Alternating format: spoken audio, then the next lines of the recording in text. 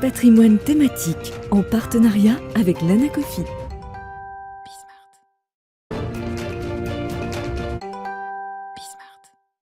Et c'est parti pour Patrimoine thématique, un patrimoine thématique consacré comme tous les vendredis au marché de l'art. Et on en parle avec Sybille Aoudjan, journaliste spécialisée sur les questions d'art au sein de la rédaction de Bismart. Bonjour Sybille. Bonjour Nicolas. Bienvenue sur ce plateau. Alors l'art à la une, qu'est-ce qui s'est passé cette semaine dans le marché de l'art ?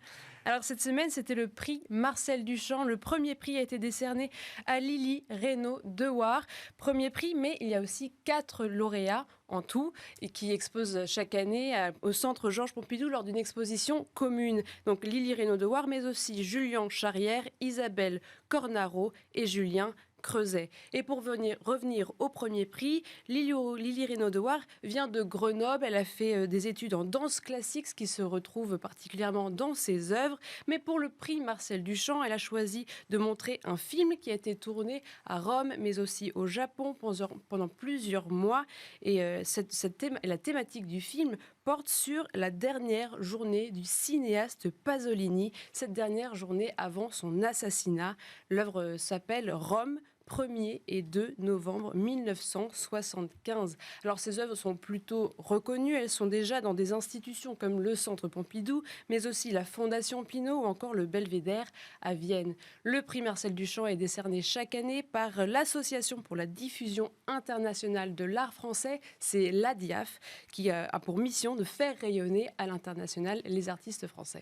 Et les nominations ne s'arrêtent pas là, Sybille, d'autres nominations également. Tout à fait, il y a Hugo Capron aussi, qui est lauréat Révélation Emerige 2021. C'est un programme tremplin qui est fait en partenariat avec chaque année une galerie d'art, un programme qui sert à soutenir un artiste émergent de la scène française. Donc là, c'est Hugo Capron qui est soutenu par la galerie Sémiose. Donc elle propose un accompagnement de cet artiste toute l'année, mais aussi met à disposition un atelier pendant un an et une dotation aussi est donnée de 15 000 € qui sert à soutenir une exposition personnelle de l'artiste dans la galerie cette année. Alors Hugo Capron fait des écrevisses, sa thématique de prédilection, avec des tableaux à la fois figuratifs mais aussi mi-abstraits. L'artiste explore ainsi les différents modes opératoires de la peinture. C'est amusant d'avoir une thématique comme ça, les écrevisses pour le coup. Sybille, dans les actualités de l'art cette semaine, il y a un tableau assez rare qui va être mis aux enchères. Dites-nous en plus. Tout à fait, c'est le jeudi 18 novembre, la période la plus recherchée de Soulage, avec des tableaux en rouge et noir. Il utilise ces deux couleurs. Elle sera mise en vente à Sotheby's à New York. C'est un tableau qui date de 1961, estimé entre 8 et 13 millions de dollars. C'est un tableau assez rare car la plupart ont été déjà acquis par des musées. Or, celui-ci était dans une collection française depuis 1989. Donc, c'est la première vente publique depuis une trentaine d'années. Cette œuvre est exposée en ce moment même à Paris, d'abord dans les locaux de Sotheby's jusqu'au 28 novembre et ensuite elle s'envolera vers New York. Et on enchaîne avec une histoire un peu insolite cette semaine, où on retrouve 2 acteurs qu'on n'aurait jamais imaginé travailler ensemble. Je vous laisse nous expliquer. Voilà, c'est Vienne qui se soulève contre la censure des réseaux sociaux. Alors certaines œuvres présentent des corps nus, certaines images de musées autrichiens ne peuvent donc pas être diffusées sur ces réseaux sociaux. Or, on imagine mal se priver de la nudité quand on parle de l'art, notamment de celui d'Egon Schiele. La ville a donc décidé de mettre ces œuvres d'art jugées explicites, qui sont mondialement connues, sur la plateforme OnlyFans. Alors, je précise, OnlyFans, c'est un service d'abonnement à des contenus photos ou vidéos, en grande partie à caractère pornographique. Alors, les abonnés d'OnlyFans peuvent suivre ce groupement de musées et donc avoir un billet gratuit pour les musées représentés. Il y a quand même le Leopold Museum, le Kunsthistorisches Museum, le Naturhistorisches Museum et l'Albertina, voilà, où ces œuvres d'art non censurées donc, peuvent être vues véritablement. Donc un petit pied de nez aux réseaux sociaux, Facebook ou autres, où finalement Vienne dit si on ne peut pas publier nos œuvres d'art qui représentent de la nudité sur les réseaux sociaux, on va aller là où on a le droit de le faire, notamment où on peut poster des contenus pornographique. Bon, pourquoi pas, on verra quelle sera la réponse des réseaux sociaux. On termine l'art à la une, Sybille, avec une invasion de l'espace maintenant. Voilà, c'est une œuvre qui a fait un séjour dans l'espace et qui se retrouve cette année à la FIAC. Un petit satellite Invader qui a voulu conquérir les étoiles. Il a été envoyé dans l'espace en 2015 au sein de la Station spatiale internationale, l'ISS. Donc ça représente un extraterrestre envahissant la Lune. Il sera vendu par Arcurial lors d'une vente qui s'appelle Urban and Pop Contemporary. Ce sera le 30 novembre. Une œuvre qui est estimée entre 400 et 600 000 euros. Et tout de suite, vous pouvez la voir dans la FIAC qui a lieu en ce moment même. Qui a lieu du 19 au 23 octobre. Et ça tombe bien puisque vous y étiez hier, Sybille. Vous êtes allé rencontrer Nina Rodrigue-Elie, la directrice de l'Observatoire de l'art contemporain. On regarde tout de suite.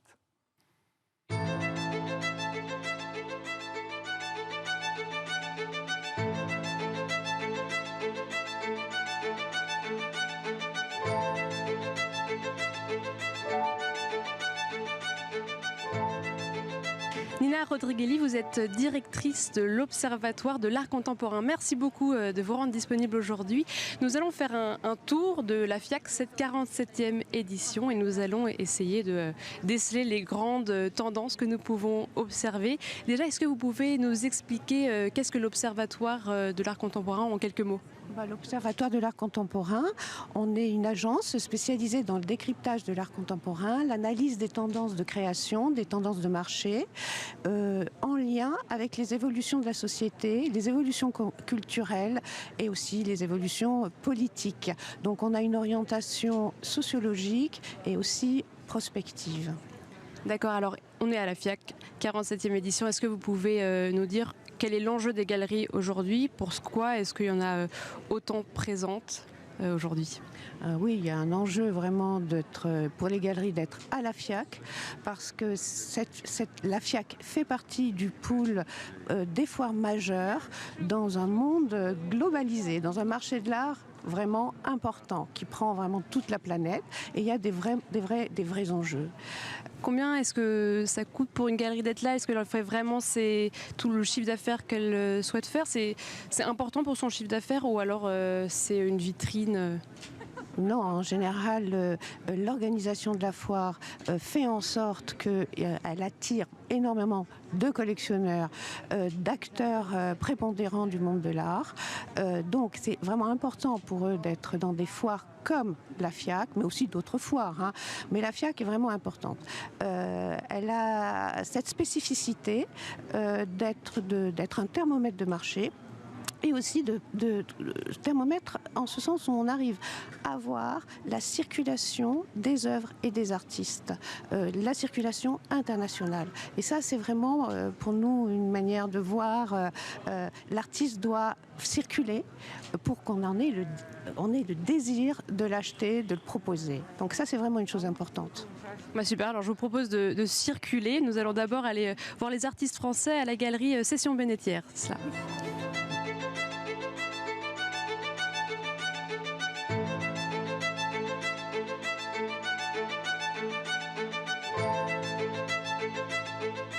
Nina Rodrigue-Elie, alors on est à la galerie Session Bénétière. Vous vouliez faire un petit focus sur la scène française. Vous avez remarqué qu'il y a environ 70 galeries françaises sur 170 à la FIAC. Pourquoi pensez-vous que la scène française prend autant d'ampleur dans cette FIAC qui se revendique quand même assez internationale? Oui, la FIAC est de toute façon une foire internationale, mais vraiment cette année, ce que j'ai remarqué, c'est le nombre de galeries françaises ou établies en France, principalement à Paris quand même, et qui fait que vraiment il y a un champ d'augmentation du nombre d'artistes français et du nombre d'artistes français qui circulent à l'international. Alors ici on est dans la galerie Session Bénétière, qui est une galerie d'origine dans un territoire à Saint-Étienne, mais qui s'est déployée à Lyon, à Paris, au Luxembourg et à New York, et qui vraiment, alors pour moi, ça fait partie du type de galerie qui développe un champ international. Et l'enjeu de cette galerie, c'est vraiment mettre l'accent sur les artistes français et surtout sur un mouvement très important dans l'histoire de l'art qui a été moribond pendant des années, qui était laissé comme moribond et maintenant qui est complètement ressuscité depuis 15 ans grâce à leur travail. C'est le mouvement support surface. Qu'est-ce que vous pouvez nous dire sur support surface ?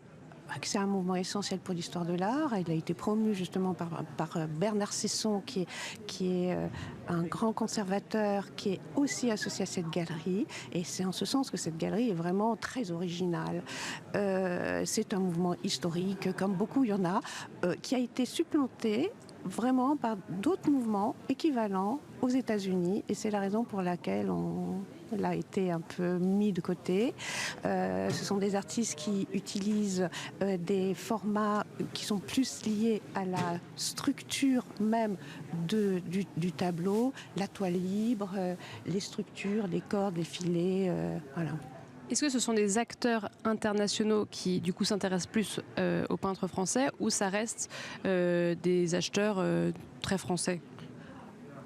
Selon moi, pour l'instant, ça reste encore un marché national, mais qui est en cours d'internationalisation, notamment par ce travail fait à New York. D'après ce que je comprends, il y a déjà des musées américains qui commencent à acheter des œuvres de Viala, justement. Voilà. Super, merci beaucoup. Alors là, on va passer à un autre petit point. Vous voulez nous parler des estates. Alors on va, je pense, faire un petit point pédagogique dans une autre galerie. Alors.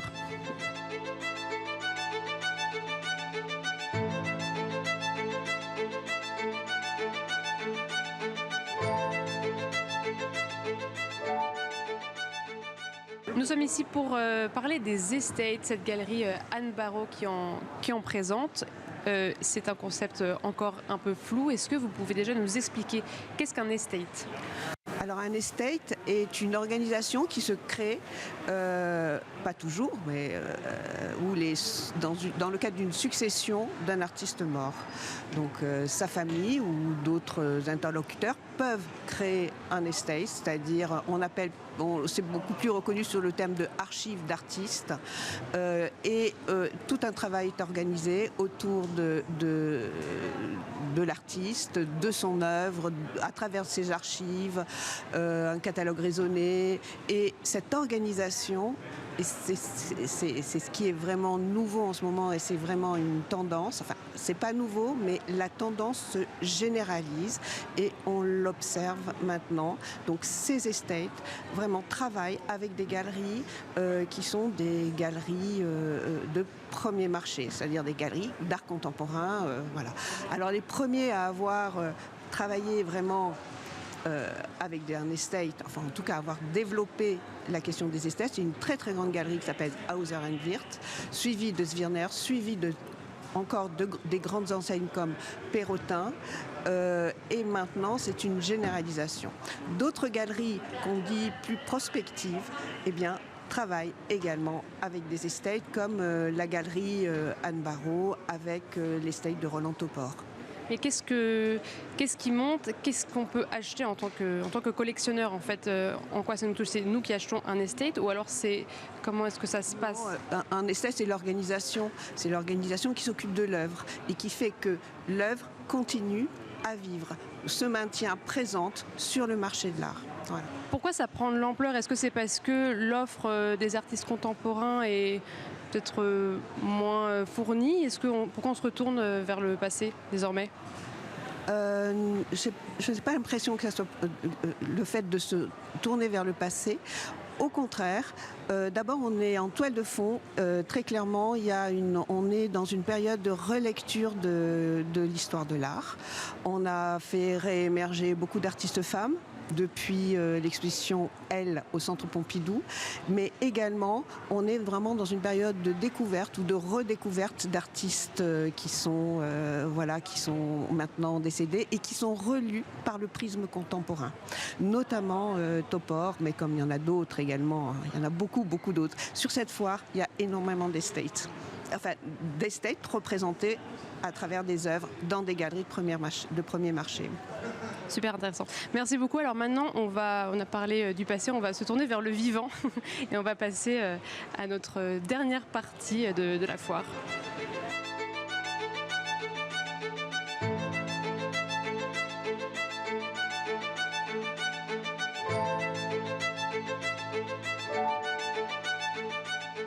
Alors dernier point, Nina Rodriguelli, vous vouliez nous parler du vivant. À quoi vous faites référence quand vous parlez du vivant ? On observe ici à la FIAC une tendance qui est celle où on voit que les galeries présentent des artistes, ces galeries se mettent vraiment au diapason de l'écologie et présentent des artistes qui eux, ont une pratique sur la question du vivant, une réflexion comme Thu Van Tran sur la question du vivant, du cycle de la vie et de la mort, c'est-à-dire que le vivant intégrant aussi le cycle de la vie et de la mort. Donc ce sont des points de réflexion que l'on retrouve dans d'autres galeries, d'autres artistes, et là c'est vraiment une vraie tendance. Est-ce que c'est sous forme de matière utilisée ou c'est une thématique? Comment ça se matérialise? La question des pratiques artistiques autour du vivant peuvent prendre toutes les formes, jusqu'aux matériaux organiques, comme tout simplement les matériaux organiques. Là, Thu Van Tran fige à travers la céramique, le biscuit, mais symboliquement elle utilise le feu et tout ça, ça fait partie de son cycle, d'un cycle qui fonctionne avec les éléments. D'accord, alors nous sommes à Sèvres, donc c'est la manufacture de Sèvres qui présente ça, et aussi il y a la galerie, vous me disiez? Alors Thu Van Tran fait partie d'une galerie très importante qui est la galerie Almin Reich, qui également dispose d'autres galeries à travers le monde, et évidemment cet artiste est en train de prendre une française d'origine vietnamienne, est en train de prendre un très bon départ dans une galerie, dans une carrière internationale. Merci beaucoup Nina Rodrigueli d'avoir fait tout ce tour de la FIAC avec nous. Je rappelle, vous êtes directrice de l'Observatoire de l'art contemporain. Merci beaucoup.